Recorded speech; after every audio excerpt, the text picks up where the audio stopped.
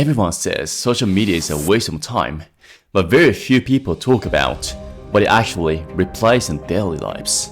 When I finally quit social media, I realized something surprising. I wasn't only hooked on scrolling, I was unknowingly using it to meet emotional needs I didn't even know I had. Today, I'll share those needs were, and more importantly, what actually fulfills them. If you've seen my past videos, you know I've been off social media for 5 years. But here's the truth. Simply deleting apps didn't solve anything. Social media wasn't just stealing my time, it was covering up the deeper needs like a band-aid over wounds.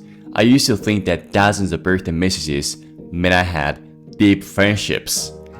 But what social media gave me was shallow interactions, just enough to feel less lonely, but never enough to feel truly connected. It wasn't only distracting me, it was outsourcing the ability to value myself.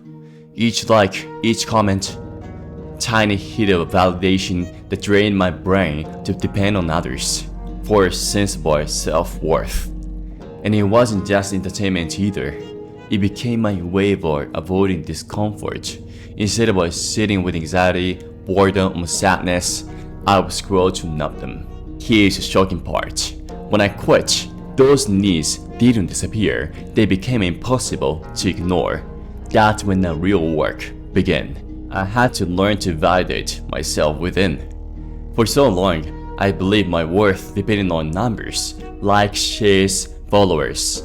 But those numbers gave me only fleeting highs, followed by emptiness. So I began practicing something closer to Japanese wisdom, celebrating small wins privately, trusting myself without waiting for applause, reflecting through journaling in silence.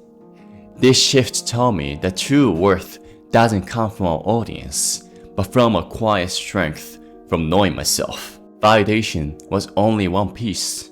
The other was learning how to process emotions. I used my phone to escape, but escaping wasn't the same as healing.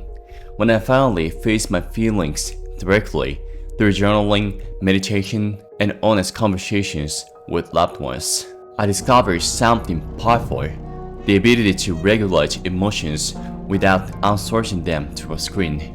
And that's the biggest lesson.